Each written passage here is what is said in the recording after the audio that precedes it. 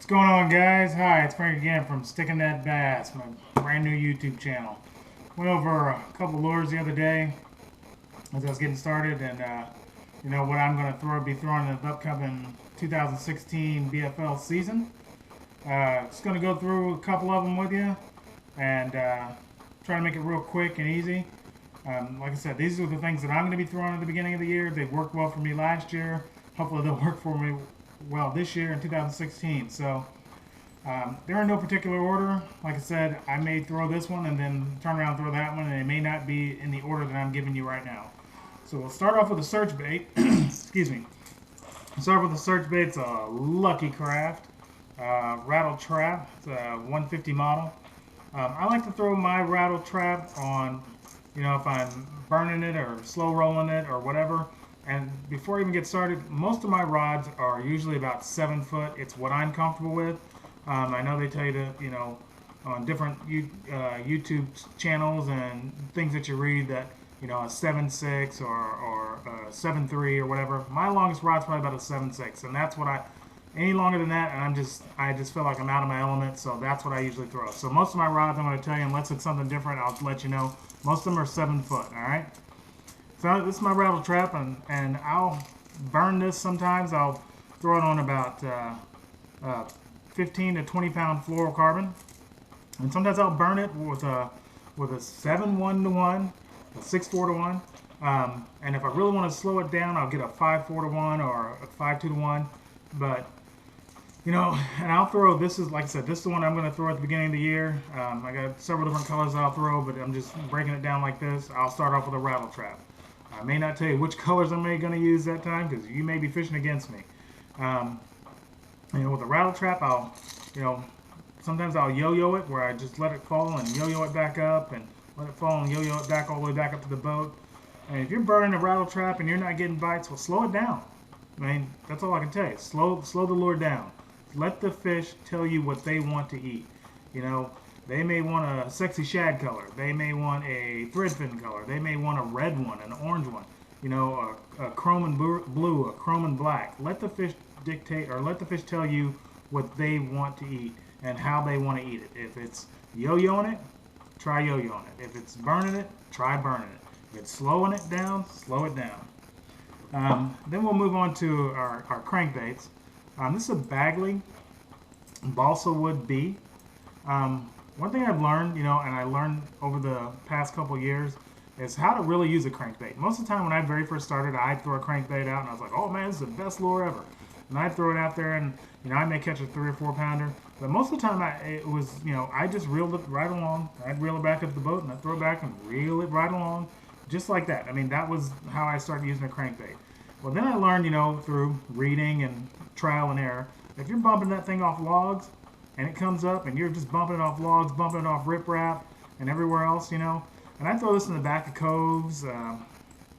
Like I said, it's a square bill. I throw it up, you know, towards the bank and stuff like that, around, like I said, around rock and chunk rock and riprap and a little bit of some laydowns and stuff.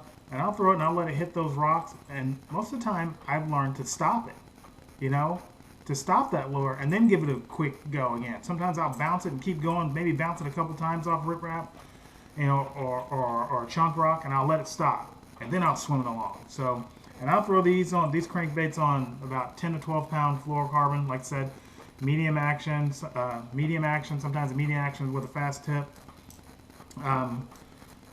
Like I said, 7 foot rod. So that's what I'm throwing them on. And sometimes I mean, that's as high, you know, that's where I usually start at, and you know, I'll throw them on a 6.6 too. So, square bills. You know, or square bills in a smaller size. I love throwing a smaller size crankbait. I've caught a lot of big fish on smaller size crankbait.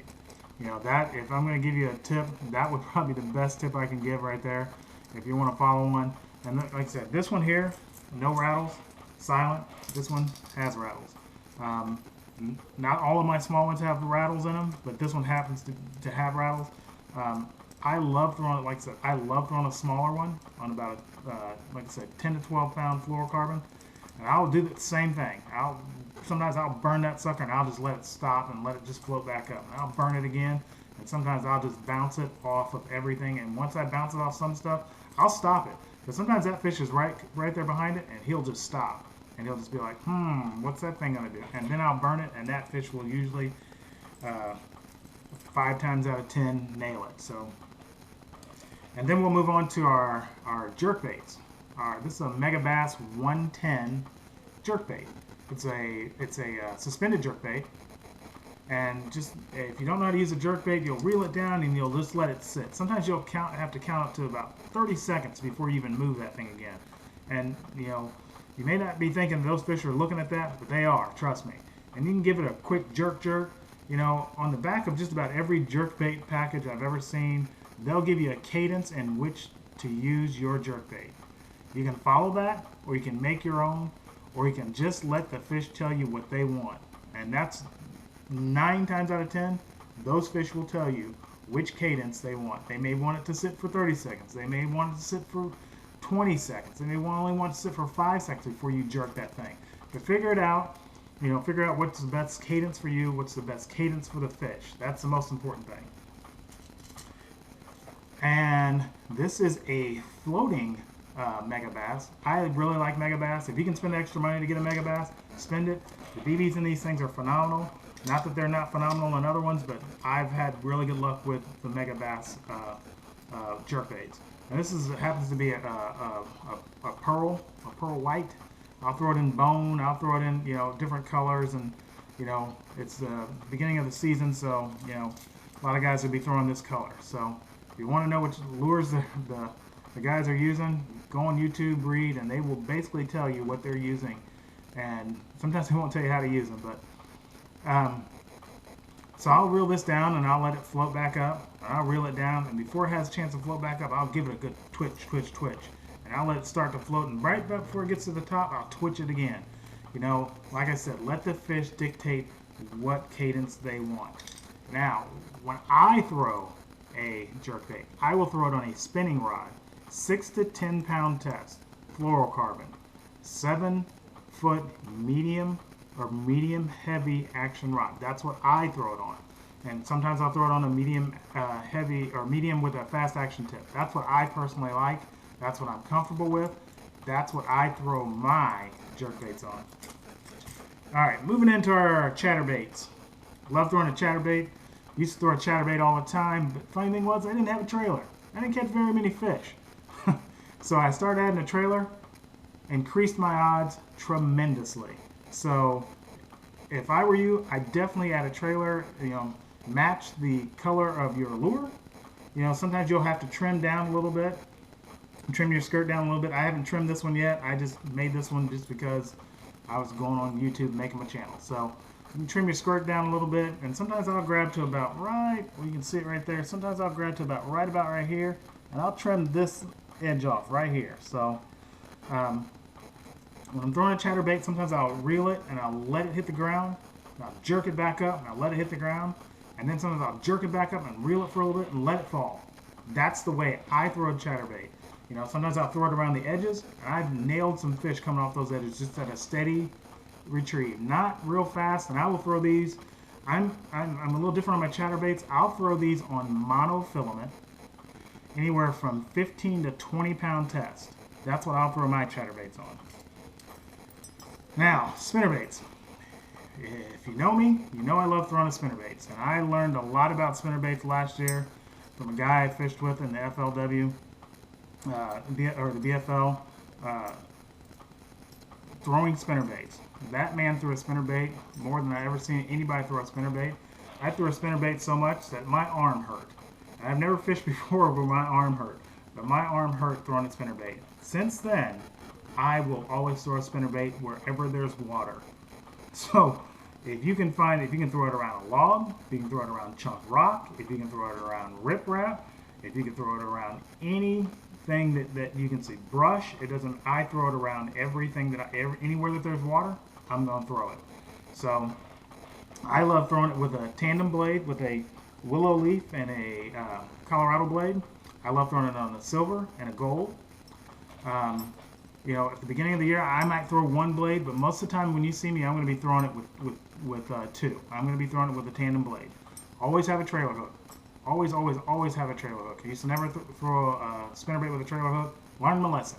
I always have a trailer hook, and to give it a little bit more action sometimes, if I don't have a trailer hook, most of the time I do, but if I don't have a trailer hook, I'll put on a swim bait, you know, with it. I'll put on a grub with it.